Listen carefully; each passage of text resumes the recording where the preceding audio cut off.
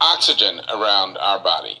Proteins are made up of long chains of amino acids joined by bonds that are called peptide bonds. And all amino acids contain, as I said, the element nitrogen in the form of an amino group attached to a carbon skeleton. And human tissues, like all living tissues, are made up of protein.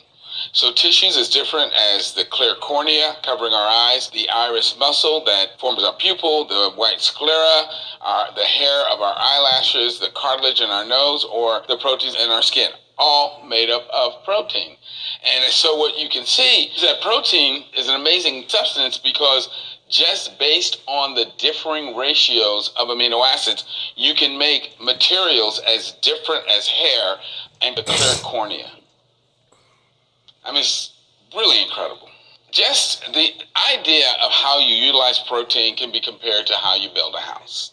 So building a body is like building a home. Your proteins are your building materials, right? So how much building material you will need depends on the size and also how many houses you're building. If you're building a new development, you need a whole bunch of build materials. If you are, some guy who's building a tiny house out in the woods, you don't need that much. So again, how much proteins you need depend on how big a building you're building and also how fast you're building that building. So if you're building a house, but you plan to take a year to build it, do you need a semi to dump a load of building materials at the building site every week? Of course not, because you can't utilize it. So you want your rate of delivery, i.e. your protein consumption, to equal your rate of utilization, that is your growth or your repair rate. So in other words, we should only eat as much protein as we can use, because there's no advantage to eating excess protein. But there's some distinct disadvantages, as we'll discuss. Once your building is completed, do you still need that semi-truck coming around every week? No, you don't. Once your building is complete, you don't need the same amount of protein being delivered, because now you're in maintenance phase. So now you only need to get sheetrock if you punch a hole in the wall. You only need shingles if the roofs start to leak. And you don't need enough shingles to replace the whole roof, just the part that's leaking. Yes, ma'am. I know some bodybuilders who are eating all kinds of crap, including protein shakes, right? If you've been trying to make money online and don't have a freaking Ferrari yet, or just haven't been able to quit your job, you have to realize it's not because... Bro, tripping. He tried to give me an ad like I was. They're making very expensive pee and manure. Are they doing harm to themselves? Yes, they are, and we're going to talk about that.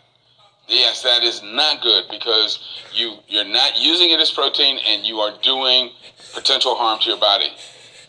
Okay, and we'll talk about that as well.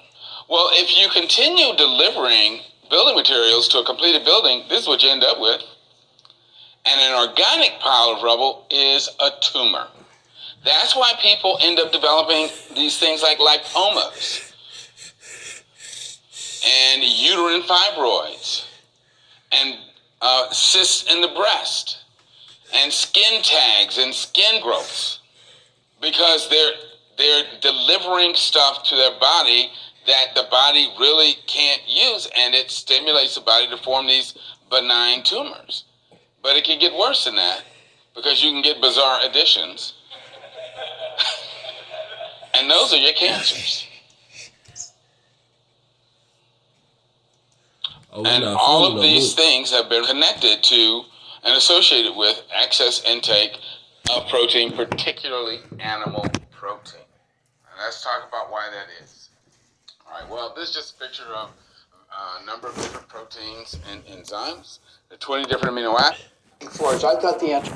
The most obsolete idea is go to school, get a job, work hard, save money, get out of debt, and invest. Forge, I thought the answer was acids.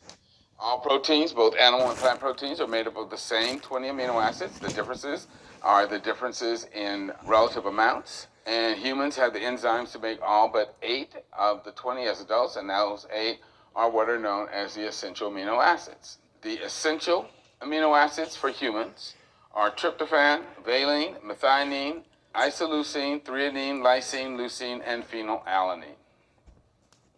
Yes, ma'am. Okay, so the question...